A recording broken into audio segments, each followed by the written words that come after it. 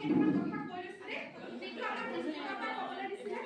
আগৰ ক্লাছসমূহৰ যিটো পূৰ্বজ্ঞান পৰীক্ষা এটা আছিলে সেইটোতো আপোনালোকে ইতিমধ্যে মনত আছে ন NCFS আছিলে ADP 2024 কলো আৰু বালা এক্টিভিটিটো আপোনালোকে ফুল ফৰ্মটো আমাক কোৱা হৈছিলে নে আপোনালোকক বিল্ডিং এণ্ড লাৰ্নিং এক্টিভিটি আপোনালোকে মানে জানে বিল্ডিং এণ্ড লাৰ্নিং তাৰপিছত এতিয়া আমাৰ সমস্যা পাতিব আমাৰ ডিস্ট্ৰিক্ট অফিচৰ পৰা এটা মেছেজ আপোনালোকক দিবলৈ দিছিলে কিন্তু এই মনুষ্যবত আপোনালোকৰ ট্ৰান্সপাৰেন্সি পঢ়িনৰ মাৰ্কছ আছে মানে মনুষ্যবত আগতে ডিস্ট্ৰিক্টত ফাৰ্ষ্ট হয় নহয় এবাৰ ট্ৰান্সপাৰেন্ট হয় নে নহয় নিকাভাৱে বা স্বচ্ছভাৱে মানে পতা হৈছে নে নাই সেইটো এক্সট্ৰাকে হ'ব গতিকে এইবাৰৰ মনুষ্যবত কিন্তু দুটা বস্তু চাব এটা হৈছে আপোনাৰ কোৱালিটি এডুকেশ্যনটো আৰু যিটো আপোনালোকৰ ট্ৰান্সপাৰেন্ট ভাৱে হৈছে নে নাই সেইটো এটা ৰেক আছে গতিকে ট্ৰান্সপাৰেন্সিটো যাতে সব ডিস্ট্ৰিক্টতে ফাৰ্ষ্ট হৈ আহিছে কিন্তু কিমান মানে নিকাৰ স্বচ্ছভাৱে প্ৰথম স্থান লাভ কৰিছে সেইটো তাৰ ওপৰতো এটা এক্সট্ৰাকে হ'ব মানে মনুষ্যবত দিনাখনে হ'ব এক্সটাৰ্নেল ইভালুৱেটৰ সেইটো চাব সেইটো দিয়া আছে গতিকে দুটাৰ ওপৰত ৰেংকিং থাকিব এটাটো আপোনালোকৰ ষ্টুডেন্ট এটেন্ডেন্স বা ৰিডিং ৰাইটিং সদায় থাকে সেইটো বা MCQ খিনিৰ ওপৰত সেইটো থাকে আৰু ৰিডিঙৰ ওপৰত যথেষ্টখিনি গুৰুত্ব কৰা হৈছে কোনোবা এটা ষ্টুডেণ্টে যদি স্পেলিং কৰি মানে পঢ়িব পাৰে তাতো মাৰ্কছ দিব গতিকে আমাৰ বিশেষকৈ ইংলিছত এটা প্ৰব্লেম আছে ন আমাৰ ষ্টুডেণ্টসকলে কি কৰে পটককৈ প্ৰনাউন্সিয়েশ্যনটো কৰিবলৈ অসুবিধা পায় বেছিভাগ ক্ষেত্ৰত দেখা যায় দেই হয়তো সকলো স্কুলত নহ'ব পাৰে গতিকে সেই তেওঁলোকে যদি স্পেলিং কৰি হ'লেও মানে আখৰটো তেওঁলোকে চিনি পায় তাতো এটা মাৰ্কছ আছে গতিকে সেইটোৰ ওপৰতো গুৰুত্ব প্ৰদান কৰিব আৰু বাকীখিনিতো আপোনালোকে গম পাইছে স্কুলৰ ষ্টুডেণ্ট এটেন্ডেন্স কিন্তু এবাৰ অলপ দিনৰ আগৰ পৰাই চাব গতিকে 95% ওপৰত এটেন্ডেন্স আছে নে নাই অলপ আপোনালোকে স্কুলবিলাকৰ এইটো লক্ষ্য কৰিব মানে ষ্টুডেণ্টৰ এটেন্ডেন্সৰ কথা কৈছোঁ সেইখিনি দিশ চাব লাগিব ট্ৰান্সপাৰেন্সিটো চাব তাৰ লগতে নতুন এটা দিশ সংযোজন হৈছে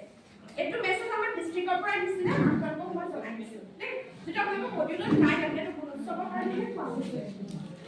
আজি যিটো আছে এইটো হৈছে ইনক্লুসিভ এডুকেশ্যন আপোনালোকে পাইছে সৰ্বাত্মক শিক্ষা আগতে আছিলে ইন্টিগ্ৰেটেড এডুকেশ্যন আৰু এতিয়া কৰা হৈছে ইনক্লুসিভ এডুকেশ্যন সৰ্বাত্মক শিক্ষা আগতে ইন্টিগ্ৰেটেড এডুকেশ্যন থাকোতে কিন্তু আপোনালোকে হয়তো গম পাইছে পৰীক্ষাখন অলপ ঠেক আছিলে নে বাৰু মানে ইন্টিগ্ৰেটেড এডুকেশ্যন সিস্টেম CWSM ষ্টুডেণ্টখিনিটো আপোনাৰ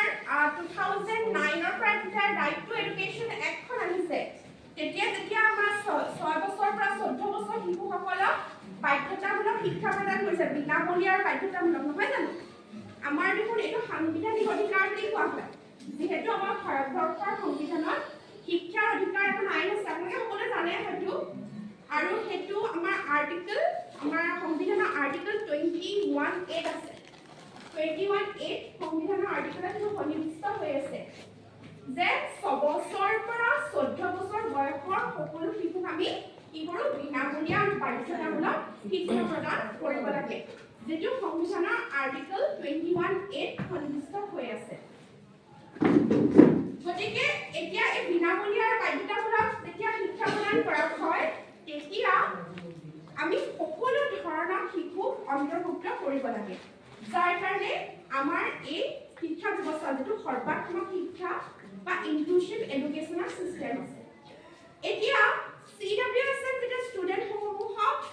এই শিক্ষা ব্যৱস্থাই সৰ্বাত্মক শিক্ষা বা ইনক্লুসিভ এডুকেশ্যনে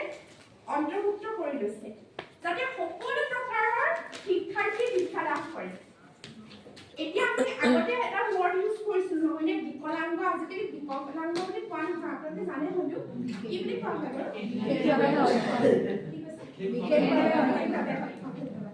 বিশেষভাৱে সক্ষম শিশুসকল সেই বিশেষভাৱে সক্ষম শিশুসকল অকল শাৰীৰিক বাধাগ্ৰস্ত বা চকুৰে নেদেখা এনেকুৱা ধৰণৰ তেনেকুৱা অকল বাধাগ্ৰস্ত অন্তৰ্ভুক্ত নহয় এই ইনক্লুসিভ এডুকেশ্যন কিন্তু আৰু এখিনি শিশুক অন্তৰ্ভুক্ত কৰিছে এইটো গম পাইছেনে আপোনালোকে যিসকল স্লো লাৰ্নাৰ হয়নে স্লো লাৰ্নাৰো তেওঁলোকে অন্তৰ্ভুক্ত কৰি লৈছে গতিকে আগতে ইন্টিগ্ৰেটেড যিটো মানে সিস্টেম আছিলে শিক্ষা ব্যৱস্থা তাত কিন্তু অকল এই বিশেষভাৱে সক্ষম শিশুসকলক অন্তৰ্ভুক্ত কৰোঁতে তেতিয়া তেওঁলোকে বিকলাংগ শব্দটো ইউজ কৰিছিলে যাৰ কাৰণে স্লো লাৰ্ণাৰটো তেওঁলোকে অন্তৰ্গত কৰা নাছিলে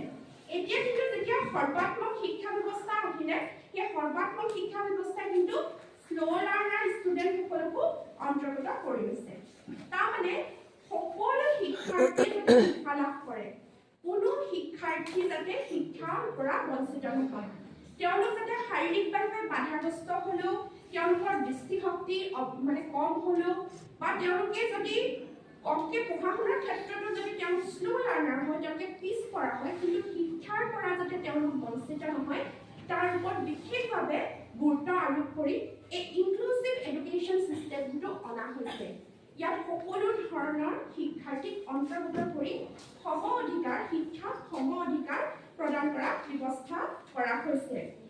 আৰু তাৰ কাৰণে কিন্তু প্লেন বহুত আছে 504টা মান প্লেনে লোৱা হৈছে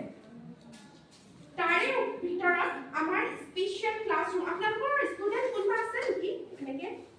মানে শাৰীৰিকভাৱে সৰি এইটো যিটো বিশেষ শিশুসকলৰ স্পেশাল চাইল্ড কোনবা আছে নেকি ষ্টুডেণ্ট আপোনালোকৰ কাৰোবাৰ ষ্টুডেণ্ট আছে নেকি আছে একেলগে নহয় বাইদেউ আপোনালোকৰ ষ্টুডেণ্ট কি কি ব্যৱস্থা আছে ক্লাছৰুমটোৰ ক্ষেত্ৰত মানে বিশেষভাৱে টিএলএম কেনেকৈ প্ৰস্তুত কৰিছে নেকি আপোনালোকৰ কাৰণে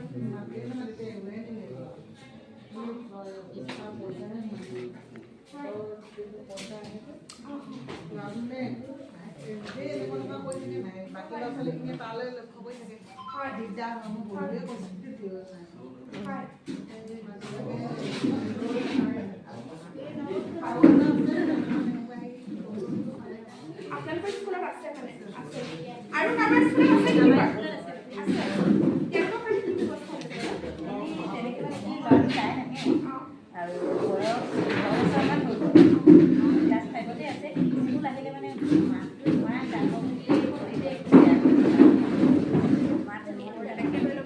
এইটো ন